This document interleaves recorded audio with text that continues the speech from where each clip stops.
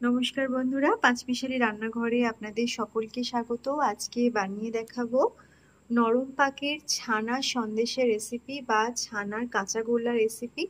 খেতে দারুণ লাগে এই নরম পাকের সন্দেশের রেসিপিটা। আশা করি আপনাদের অনেক ভালো লাগবে। দেখে ভালো লাগলে লাইক শেয়ার করবেন আর কমেন্ট করে জানাতে ভুলবেন না আপনাদের কেমন লাগলো। আর অবশ্যই চ্যানেলটিকে সাবস্ক্রাইব করে পাশে থাকা বেল আইকনটি ক্লিক করে নেবেন নতুন নতুন রান্নার আপডেট সবার আগে পাওয়ার জন্য। এখন আমি বানিয়ে দেখাচ্ছি ছানার নরম পাকের সন্দেশ। আজকে বানিয়ে দেখাবো ছানার নরম পাকের সন্দেশ। তার জন্য আমি এখানে নিয়েছি 500 ml দুধের ছানা, 1 কাপ লিকুইড দুধ ফুটিয়ে ঠান্ডা করে রাখা আছে, আর এখানে চিনি নিয়েছি 2 টেবিল চামচ। চিনির পরিমাণ নিজেদের মতো মিশিয়ে নেবেন। আর কিছুটা কেশর নিয়ে নিয়েছি।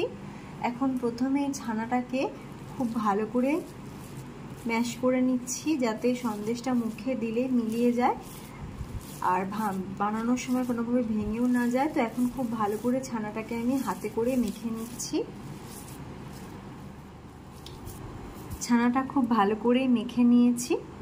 এখন কড়াইয়ের মধ্যে দিয়ে দেব দুধ, সাথে দিয়ে দেব চিনি। চিনিটা গলে যাওয়া পর্যন্ত নেড়েচেড়ে মিশিয়ে নেব দুধের সাথে। এখন দুধের সাথে চিনিটা মিশিয়ে গলে গেছে। এবার এর মধ্যে দিয়ে দিচ্ছি ছানা। খুব ভালো করে ছানাটাকে নেড়েচেড়ে মিশিয়ে নিতে হবে।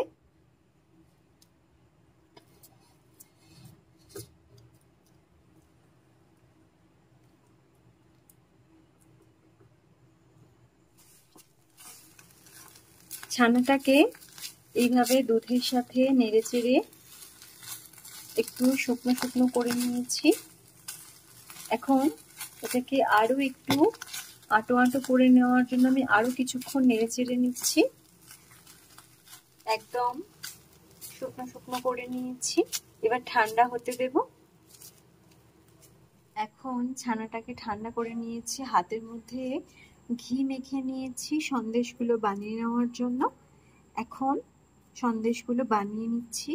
একদম নরম পাকের সন্দেশ, মুখে দিলেই মিলিয়ে যাবে মিষ্টির দোকানের মতো নরম তুলতুলে এই সন্দেশ। খুব সহজেই বানিয়ে নেওয়া যায়।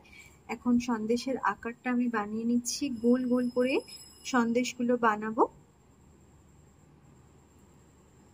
এইভাবে। প্রথমে সবকটা সন্দেশ আমি বানিয়ে নিচ্ছি।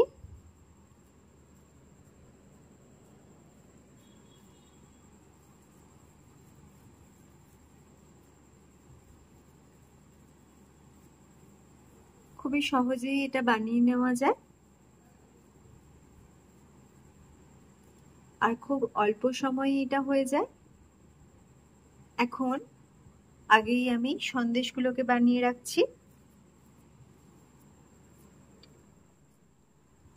এখন সন্দেশগুলো বানিয়ে নিয়েছি।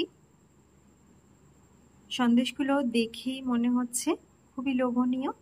আমার তো এই নরম পাকের সন্দেশ খেতে খুবই ভালো লাগে। আপনারাও অবশ্যই ট্রাই করতে পারেন রেসিপিটা। দেখুন একদম মিষ্টির দোকানের মতো দেখতে লাগছে।